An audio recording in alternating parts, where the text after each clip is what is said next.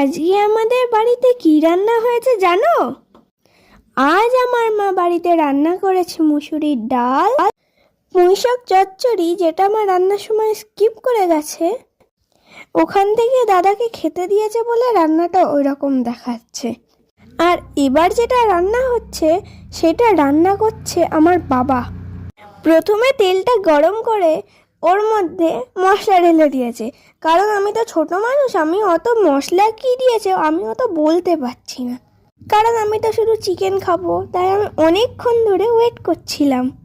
আর এইদিকে বাবা রান্না করছিল, আর মা বাবার জন্য ভাত বেড়েছিল। আর এই দেখো আমার আর বাবার জন্য বাবা চিকেন কষা তুলেছে। আমি বাবাকে বলেছিলাম রান্নাটা একটু ঝাল ঝাল করতে, তাই বাবা মাংসে এত ঝাল দিয়েছে যে আমি খেতে খেতে আমার চোখ দিয়ে জল বেরোচ্ছিল।